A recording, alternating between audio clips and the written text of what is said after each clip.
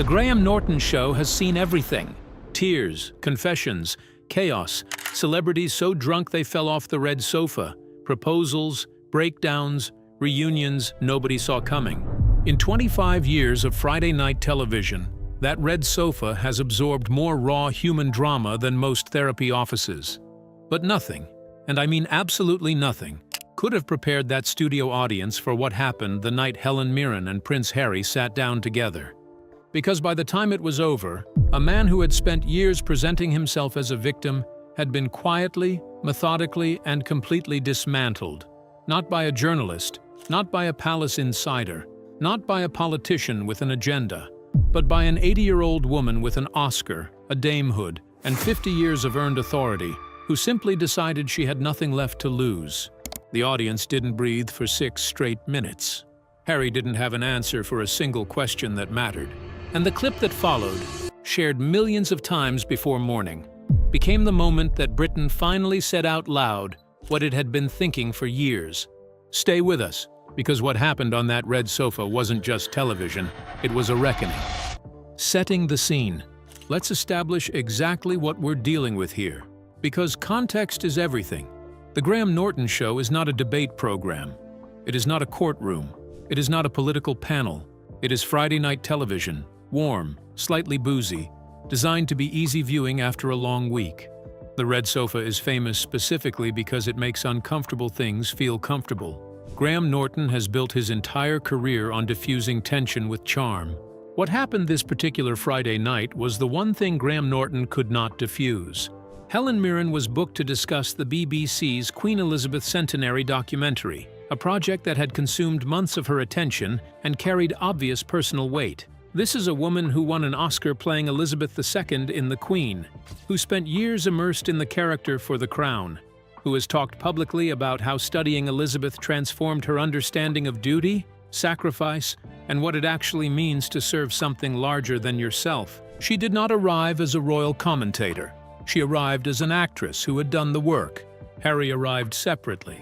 Prince Harry, Duke of Sussex, the man who had sat across from Oprah and described his family as racist, who had done a Netflix documentary with his wife, who had published a memoir, Spare, detailing private family conversations, medical procedures, and intimate royal dynamics, who had spoken on podcasts about his own mental health, his resentment toward the press, his estrangement from his father and brother, his reasons for leaving. 2 other guests rounded out the sofa, a comedian, a musician. You won't hear much about them tonight, because from the moment Helen Mirren and Prince Harry exchanged their first glance across that red sofa, every other person in that studio became a witness rather than a participant. Graham made a joke in his opening, something light, something designed to signal that this was just another episode. He was wrong, and somewhere in the back of his mind, as he watched Helen settle into the sofa with the particular stillness of someone who has already decided what she's going to say, I think he knew he was wrong. The first exchange, and the line that changed everything. Graham turned to Helen first. The documentary, the Queen's centenary. What had pulled her back to this subject after so many years? Her answer was warm and measured. Elizabeth would have been 100 this year. A century of life, 70 of it spent in service.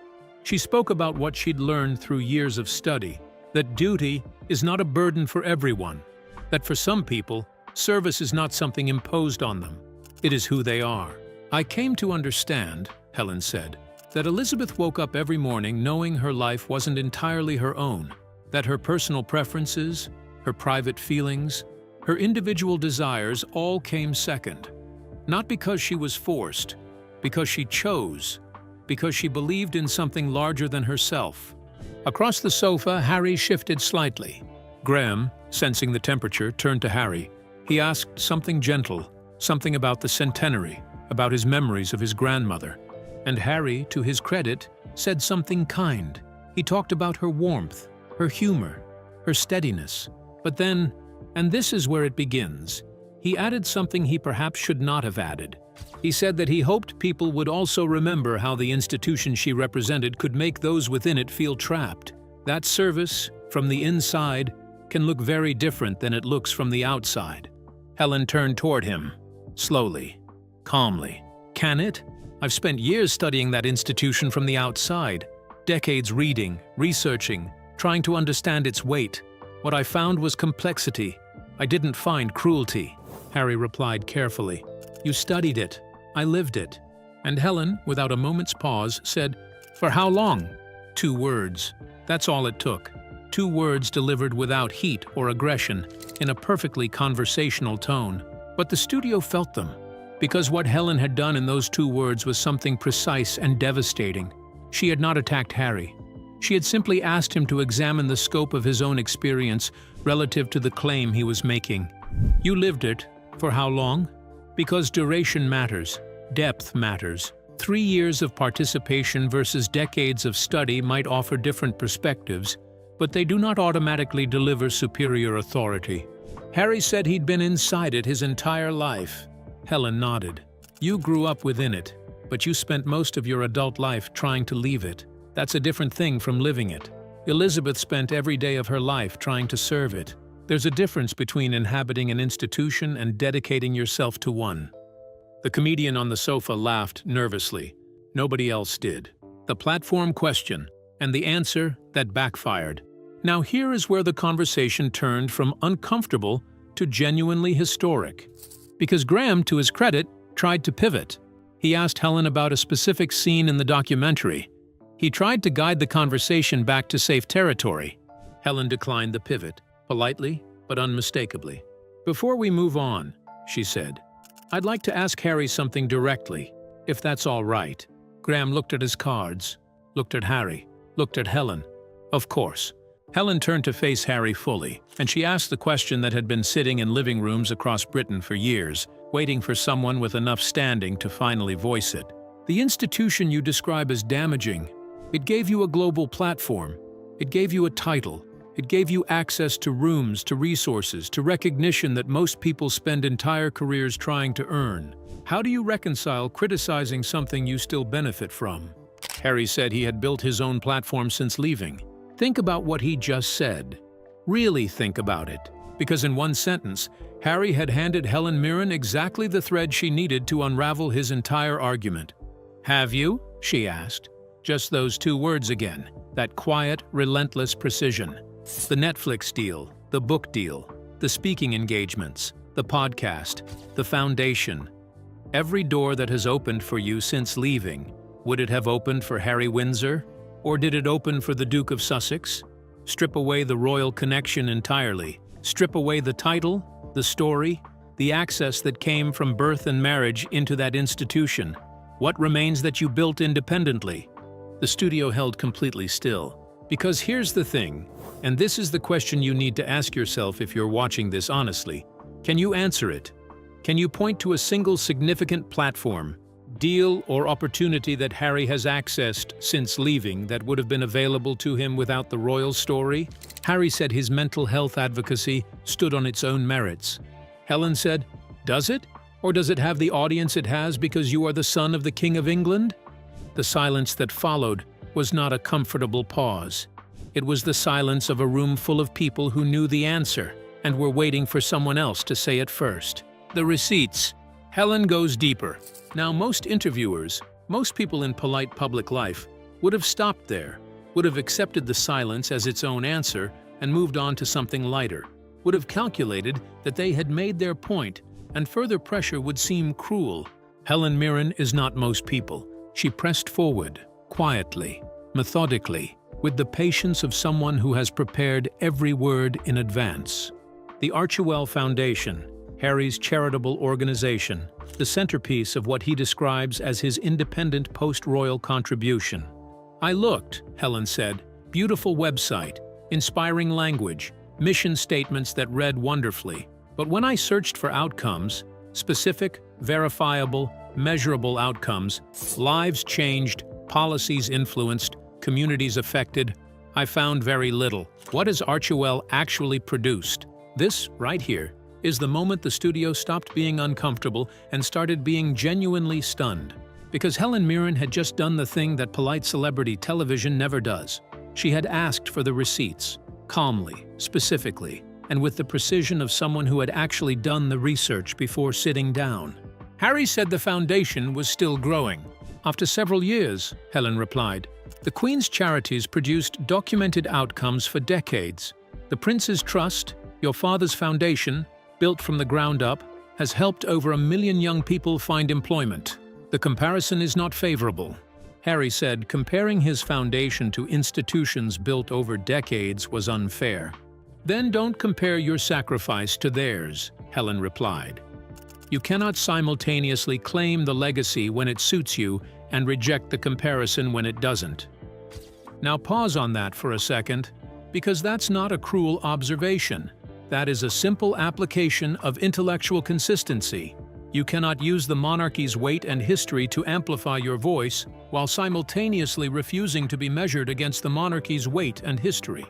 And what was Harry's response? He said he wouldn't be lectured by someone who played his grandmother in a movie.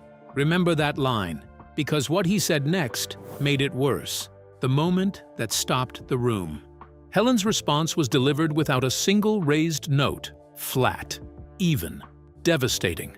An actress who won an Oscar playing the grandmother you criticize constantly in interviews. An actress who studied your family history more thoroughly than you appear to have understood it. An actress who earned her title through 50 years of documented work, not through the accident of birth. The audience made a sound that wasn't quite applause and wasn't quite a gasp. It was something in between. The involuntary sound of people who have just witnessed impact. But Helen wasn't finished. She raised the matter of family events Harry had not attended. Reports of Harry increasingly absent from gatherings where other royals appeared. Reports, from multiple sources, of the broader family, people who had known Harry. In 2006, a woman who was raised to despise everything the British monarchy stood for sat down and wrote a private letter to the Queen of England, apologizing in advance for a film she hadn't even finished making. That woman was Helen Mirren. The film was The Queen, and the letter she wrote, half confession, half warning, would become one of the strangest and most quietly moving footnotes in modern royal history. This is the story of how an avowed anti-monarchist became, in her own words, a queenist, and why the role that changed her career started not with a script, but with an apology. To understand how unlikely this all was, you have to understand where Helen Mirren came from. She has said plainly, in interviews given years apart and never walked back, that she was raised vehemently anti-monarchist and anti-British class system. Her parents, she has said, would have been horrified to see their daughter one day standing on a stage or a soundstage, dressed as the woman who sat at the very top of that class system, addressed as Your Majesty, curtsied to by prime ministers. This was not a family that revered the crown.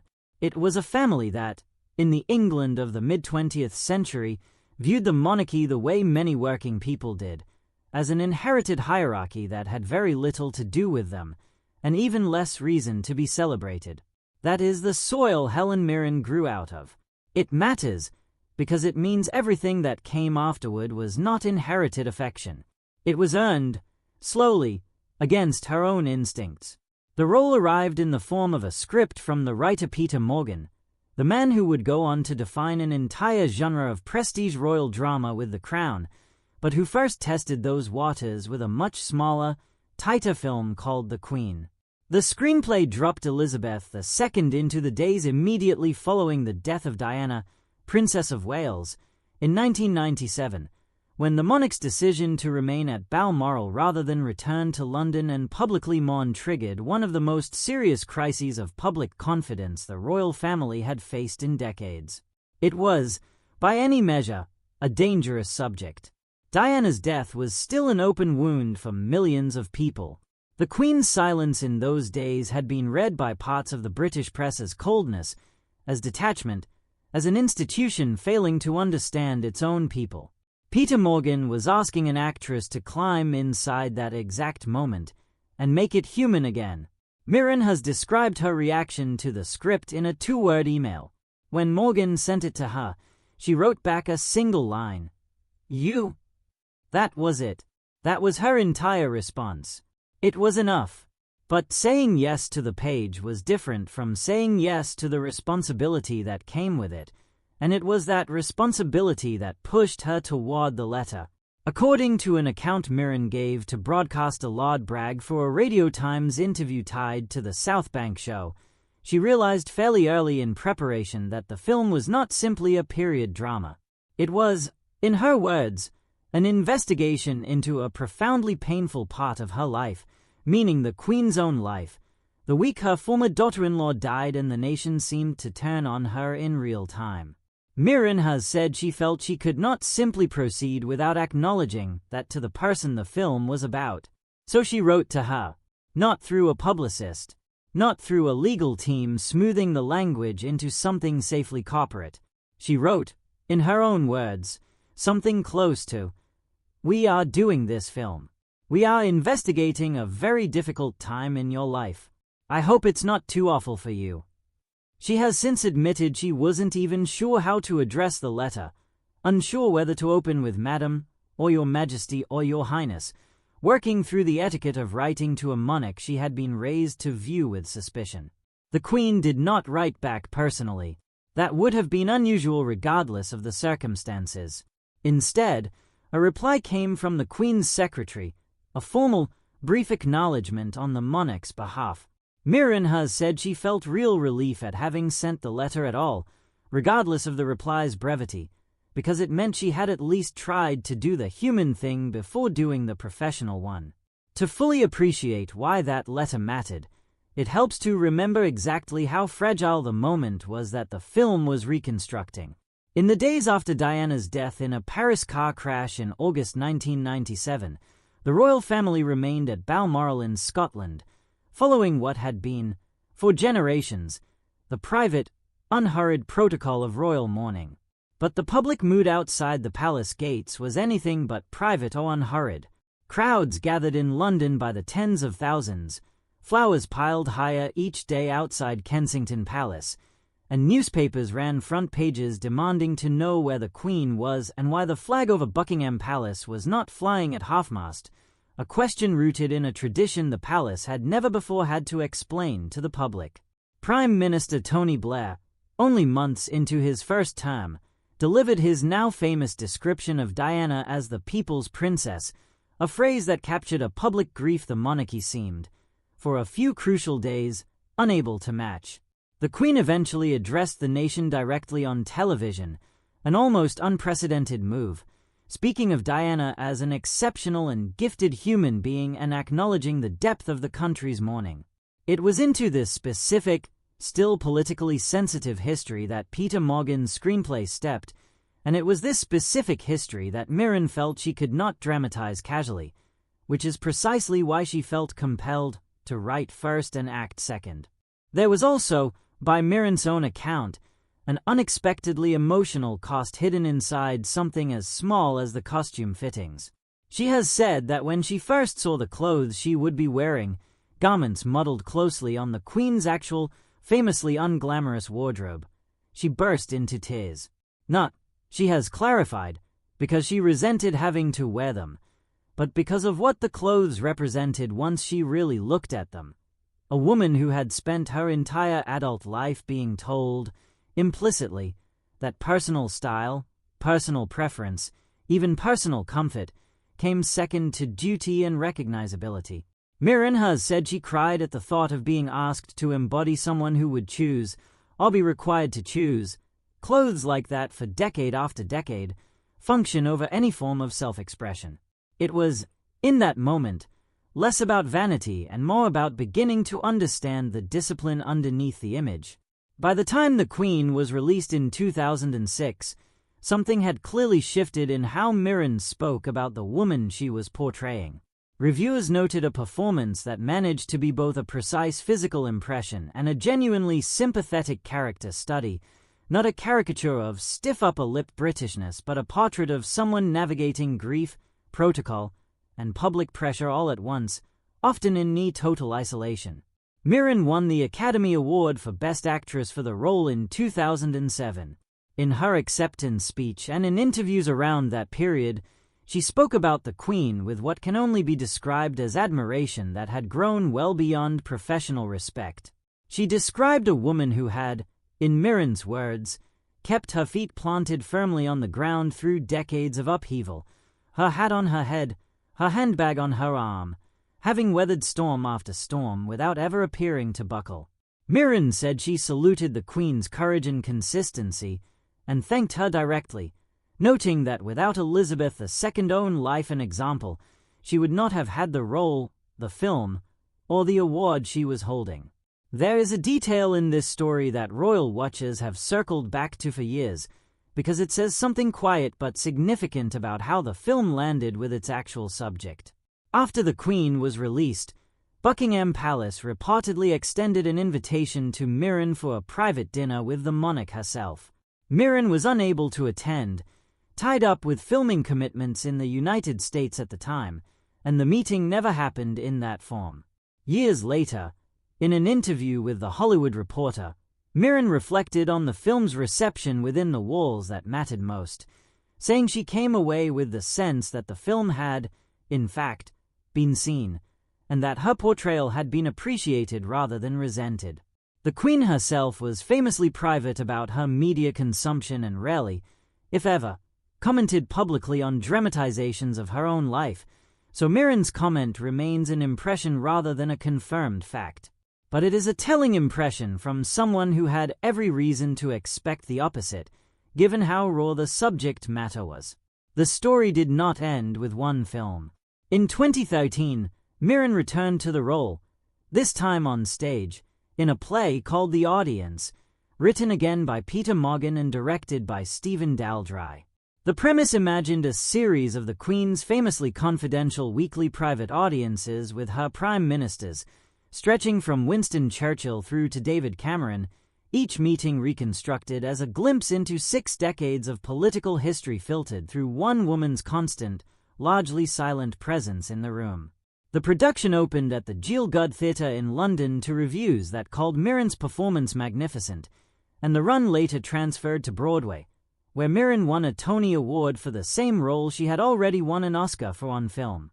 It meant she had now portrayed the same living monarch across 2 entirely different mediums, years apart, and been given her industry's top honor for the performance both times, an almost unheard-of feat in modern acting.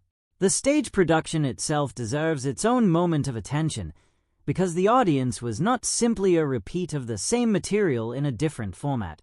Where the film had focused tightly on a single week in 1997, the play widened the lens across the entirety of Elizabeth II's reign, imagining her weekly private meetings with the prime ministers who served under her, from Winston Churchill in the 1950s through John Major, Gordon Brown, and eventually David Cameron.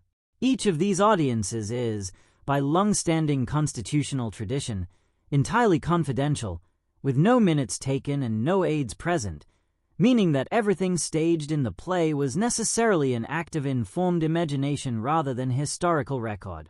Critics singled out Mirren's ability to age visibly across the production, moving between a young, uncertain new monarch and the seasoned, wry figure audiences recognized from decades of public life, sometimes within the same scene.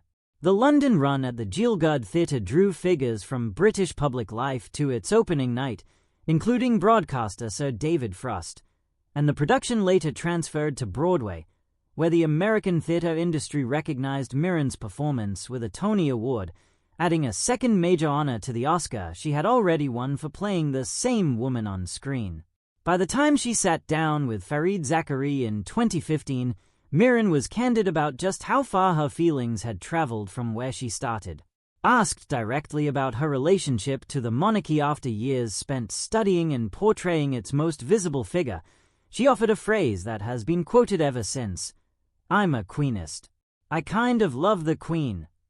It is worth sitting with how far that sentence had to travel to be said out loud by this particular actress, raised in a household that saw the monarchy as an outdated relic of class privilege, now describing genuine personal affection for the individual sitting at its center. In that same conversation, she discussed the practical differences between playing a monarch from centuries past